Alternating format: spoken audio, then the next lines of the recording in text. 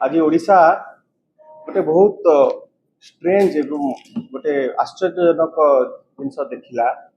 अत्यंत लज्जाजनक जिनस जे जी वर्तमान समग्र देश रे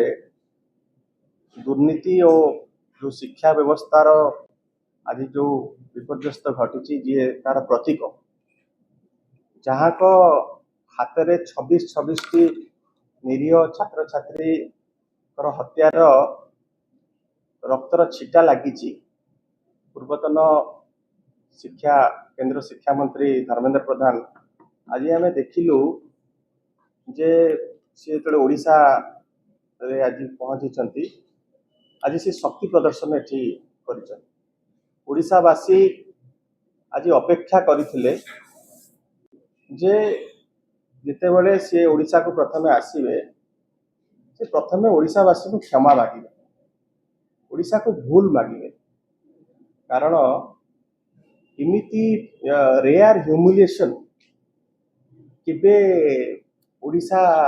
को मिली नथिला माने इते एम्बारासमेंट ओडिशा तांको पई जति सहीची एति लज्जा केबे ओडिशा देखि नथिला गोटे व्यक्ति जहाँ को पाई जाति बदनाम है कूल बदनाम है जी निजर अहंकार रे एते मास नीट रो परीक्षा जो प्रश्नपत्र लीक है बारंबार चारिआडू चाप पड़ा सी तथापि इस्तफा देले नहीं 26 टी छात्र छात्री जीवन हारिले ये अहंकार रे रहिले एवं वर्तमान जो भली भाव में भारतवर्ष रे तांकु नेकी एते बड़ गोटे प्रोटेस्ट है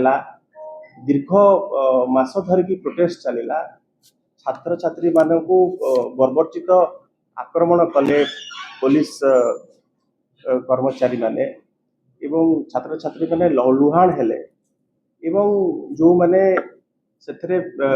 विक्टिम हेले तांकु ये देखिवा पाई कि भी दिने गले नहीं सी आज सब उपरे शक्ति प्रदर्शन करने पाई कि चली आसी माने इते इनसेंसिटिव व्यक्ति माने इंडियन पॉलिटिकल हिस्ट्री रे कहीं नथिले एवं माने सेथि पुनी आमे देखुछु प्लाकार्ड गोटे प्रायोजित प्लाकार्ड सब लेखा हेछि जे ओडिशार सी कुआडे धर्मपद ओडिशार जी धर्मपद तांको पाई कि से कोणार्क मुंडी मारिकी ओडिशा को माने ओडिशा पाई सुनाम आनी ये ओडिशा को बदनाम करके कोभली भाव में धर्मपद है तो आठू माने लज्जाजनक विषय किसी न होई पारे आमर पूर्वतन केंद्र मंत्री को परामर्श रहिबो जे सीए निजे ओडिशा को आउ माने एभली बदनाम न करंतु एभली अपवाद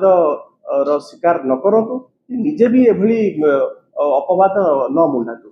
एवं आमे आशा करू जे जो पाप से करिसंती से पापर प्रायश्चित करंतु प्रथमे आज ओल्हेकिना महाप्रभु को दर्शन करिकी सेठी क्षमा प्रार्थना करिकी जाईकी महोदधि रे बुड़ पकेबार से काम न करिकी आपण आसिकी एठी जो लक्ष लक्ष छात्र छात्री मानकर भावना संगे आप खेली अभिभावक सांकर जो सेंटिमेंट संगे खेली अटहास्य करुँच आसिकी आपण जशन मनाउछंती एठी उत्सव मनाउछंती एटा गोटे पॉलिटिकल जे पब्लिक लाइफ रे अछि ताकू तो एटा आशा करा जाय आमे आशा करिबा जे हमर ए प्रेस कॉन्फ्रेंस पर से ओडिशावासी को क्षमा मागिबे एवं तार पापर प्रायश्चित करिबे वर्तमान मु अनुरोध करूची।